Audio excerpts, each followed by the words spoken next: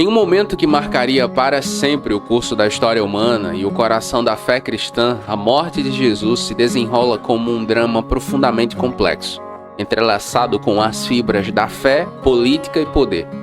Aqui, encontramos Jesus no centro de uma intrincada teia de tensões entre as autoridades judaicas e o Império Romano, cada uma movida por seus próprios interesses, medos e expectativas.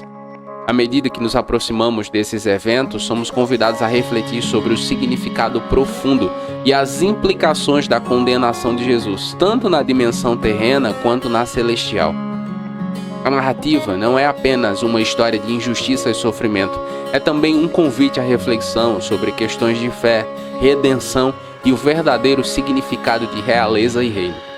Ao examinar as circunstâncias que levaram à crucificação de Jesus, somos chamados a explorar a complexidade das motivações humanas e divinas, a injustiça das estruturas de poder e o amor sacrificial que se manifesta na entrega de Jesus.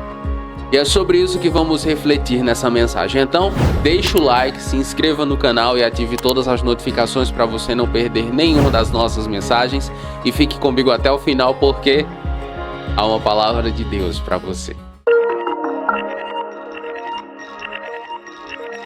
Mas Jesus permaneceu em silêncio. Então o sumo sacerdote lhe disse: Eu te conjuro pelo Deus vivo que nos diga se tu és o Cristo, o Filho de Deus. Respondeu-lhe Jesus: Tu disseste. Entretanto, eu vos declaro que desde agora vereis o Filho do Homem assentado à direita do Todo-Poderoso e vindo sobre as nuvens dos céus. A condenação de Jesus é um episódio central no cristianismo, marcado por uma série de eventos jurídicos e políticos complexos que envolvem tanto as autoridades judaicas quanto as romanas. Esse episódio é fundamental para entender a entrega do Senhor Jesus que resultou na sua crucificação. O processo de condenação de Jesus começa com sua prisão no jardim de Getsêmani, seguida por julgamentos diante de autoridades judaicas. Ele foi levado primeiramente a Anás, ex-sumo sacerdote, e depois a Caifás, o sumo sacerdote na época, onde foi julgado pelo Sinédrio, a assembleia de líderes religiosos judeus. As acusações contra Jesus, no âmbito judaico, concentravam-se principalmente em alegações de blasfêmia, pelo fato de Jesus ter dito ser o Filho de Deus e o Messias esperado, o que foi considerado uma violação grave da lei mosaica. O julgamento diante do Sinédrio terminou na decisão de que Jesus merecia a morte por blasfêmia, mas, sob o domínio romano, as autoridades judaicas não tinham o poder de executar sentenças de morte sem a aprovação romana. Para conseguir a execução de Jesus, os líderes judeus levaram o caso a Pôncio Pilatos, o governador romano da Judéia. Eles adaptaram suas acusações para apresentar Jesus como uma ameaça política ao Império Romano, alegando que ele se autoproclamava rei dos judeus, desafiando assim a autoridade de César. Pilatos, após interrogar Jesus e não encontrar motivo para a condenação por crimes contra Roma, tentou várias vezes libertá-lo, percebendo que Jesus havia sido entregue por inveja. Mas, diante da crescente pressão da multidão e dos líderes judeus que ameaçavam denunciá-lo a César como conivente com possíveis rebeldes, Pilatos cedeu. Ele ordenou que Jesus fosse açoitado e, finalmente, sua crucificação, lavando as mãos em sinal de que abriu mão da responsabilidade. Nesse contexto, Jesus é réu de um julgamento injusto, mas, mesmo assim, ele cumpre seu propósito com obediência e resiliência. E isso se percebe no comportamento de Jesus durante todas as situações. O seu silêncio fala mais alto do que todas as palavras que foram ditas em acusação a ele. Isaías capítulo 53, versículos 7, fala sobre isso, sobre esse comportamento de Jesus. E o profeta diz: Ele foi oprimido e afligido, mas não abriu a sua boca. Como um cordeiro que é levado ao matadouro, e como ovelha que perante os seus tosqueadores fica muda, assim ele não abriu a sua boca. Ou seja, em seu silêncio, Jesus estava fazendo a vontade de Deus. E isso deve ensinar a mim e a você, cristão. Pai, perdoa-lhes, pois não sabem o que fazem. Enquanto isso, dividiam as roupas dele, lançando sortes. Essa é a oração que mais me constrange na Bíblia. Há muito. Jesus ele tinha todos os motivos para esbravejar, para invocar a sua autoridade divina e mandar todo mundo para o inferno, mas ele não faz isso. Ele abre mão do seu direito de ficar bravo e buscar justiça com as próprias mãos. Ele ora pedindo misericórdia por aqueles que estão lhe condenando injustamente, porque na percepção de Jesus, eles não sabem o que fazem. Jesus intercede por aqueles que o crucificam, demonstrando uma misericórdia que está muito além do nosso entendimento. E nesse sentido, o escritor aos Hebreus, no capítulo 7, versículo 25, ele diz: por isso, também pode salvar totalmente aqueles que por ele se chegam a Deus, vivendo sempre para interceder por eles. Olha isso. Ele pode salvar totalmente a mim e a você porque ele é bom. Porque ele está no nosso lugar, olhando os nossos erros. E mesmo assim ele é misericordioso. Nós merecíamos o inferno e ele nos oferece o céu. E o preço pago por isso é a sua própria vida, todo o seu sangue. A atitude de Jesus é o exemplo supremo de compaixão.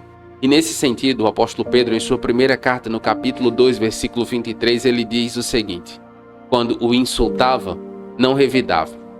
Quando sofria, não fazia ameaças, mas entregava-se àquele que julga com justiça. Existem muitos exemplos, digamos assim, muitas referências de a quem nós devemos seguir ao longo da história, e enfim, eu tenho muitas referências, homens e mulheres de Deus que me inspiram muito, mas sobre todas elas está a pessoa de Jesus. Não há ninguém como Jesus, ninguém. Eu fico vendo nos nossos dias tão tumultuados no Brasil, e homens e mulheres de Deus que eu respeito e admiro, muitas vezes eles seguem por um caminho que quando olho para Jesus, eu não vejo Jesus incitando, insultando, eu não vejo Jesus revidando, eu não vejo Jesus fazendo ameaças, entende? Exatamente como Pedro está dizendo, ele se entregava àquele que julga com justiça. É desafiador demais, mas é o que ele fez e é o que ele espera que eu e você façamos. E por que isso? Porque o perdão de Jesus na cruz é a essência do Evangelho. É a essência do Evangelho. Entende? Essa é a essência do Evangelho. Exatamente isso que ele pede de mim e de você. É desafiador demais, é constrangedor demais. Quando eu olho para a minha vida, eu sei que eu estou distante, muito distante disso. Mas eu creio que aquele que começou em nós a boa obra há de aperfeiçoá-la até o dia de Cristo. Efésios capítulo 4, versículo 32, o apóstolo Paulo diz: antes, sede uns para com os outros, benignos, compassivos, perdoando-vos uns aos outros, como também Deus em Cristo vos perdoou. Eu e você devemos ser promotores da paz. Eu e você não podemos ser poços de ódio, de rancor. Eu e você não podemos viver para disseminar o ódio, e muitas vezes em nome de Jesus, não. Veja o que ele fez na cruz. É esse o caminho que você devemos seguir. Tomaram o corpo de Jesus e o envolveram em faixas de linho, com aromas, conforme o costume judaico de preparar os corpos para o sepultamento. Uma das coisas muito importantes deste momento é perceber como todas as profecias relacionadas a Jesus, elas se cumpriram. Isso é um fato. Isso deve fortalecer a sua e a minha fé. Isaías 53, versículo 9 diz: e designaram-lhe a sepultura com os ímpios, mas com o rico esteve na sua morte, porque não cometeu violência, nem houve engano em sua boca. Jesus ele foi sepultado no túmulo de José de Arimateia, um túmulo que não havia sido usado por ninguém, exatamente como diz a profecia. E por que isso é importante? Porque deixa muito claro que Jesus Cristo é o Filho do Deus vivo. O ato de amor do Senhor Jesus destaca a esperança na ressurreição. Sim, 1 Coríntios capítulo 15, versículos de 42 a 43 diz o seguinte: assim também é a ressurreição dos mortos. Semeia-se o corpo na corrupção, ressuscitará na incorrupção. Semeia-se em desonra, ressuscitará em glória. Semeia-se em fraqueza, ressuscitará em poder. Jesus, ele sabia disso. Ele tinha convicção disso. Ele tinha convicção de que ele estava semeando.